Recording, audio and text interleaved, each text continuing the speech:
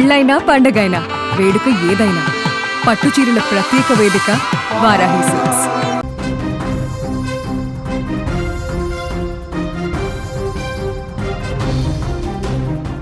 తెలంగాణలో వాతావరణం వేగంగా మారుతోంది.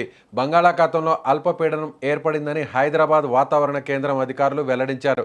ఇది రాబోయే 2 రోజుల్లో మరింత బలపడి తీవ్ర అల్పపీడనంగా మారే అవకాశం ఉందని వాతావరణ నిపుణులు అంచనా వేస్తున్నారు. దీని ప్రభావంతో తెలంగాణ వ్యాప్తంగా రానున్న రోజుల్లో విస్తారంగా భారీ వర్షాలు కురిసే అవకాశం ఉందని పేర్కొన్నారు. ముఖ్యంగా ఉమ్మడి ఆదిలాబాద్, నిజామాబాద్, జగిత్యాల, పెద్దపల్లి జిల్లాల్లో భారీ నుంచి అతి భారీ వర్షాలు కురిసే ఛాన్స్ ఉందని వాతావరణ శాఖ హెచ్చరించింది. రానున్న కొన్ని గంటల్లో ఆదిలాబాద్, ఆసిఫాబాద్, నిర్మల్, మంచిర్యాల, సిరిసిల్ల, కరీంనగర్, పెద్దపల్లి, భూపాలపల్లి, హన్మకొండ జిల్లాల్లో మోస్తరు నుంచి భారీ వర్షాలు కురిసే అవకాశం ఉందన్నారు. అదే సమయంలో రంగారెడ్డి, యాదాద్రి, భువనగిరి, నల్గొండ, సూర్యాపేట, ఖమ్మం జిల్లాల్లో తేలికపాటి వర్షాలు కురిసే వీలుందని చెప్పారు.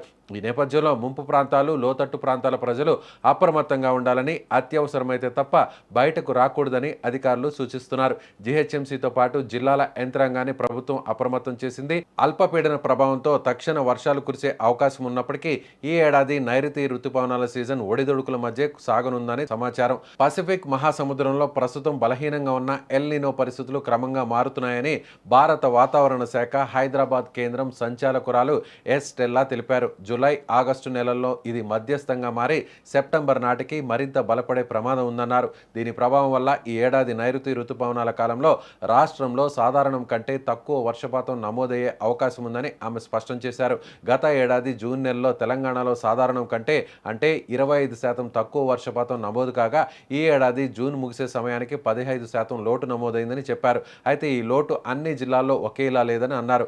మధ్య తెలంగాణ జిల్లాల్లో సాధారణం కంటే చాలా తక్కువ వర్షాలు కురిశాయన్నారు. ముఖ్యంగా వరంగల్, హన్మకొండ జిల్లాల్లో ఏకంగా 60 నుంచి 70% వరకు వర్షపాత లోటు ఉండడం గమనార్హం.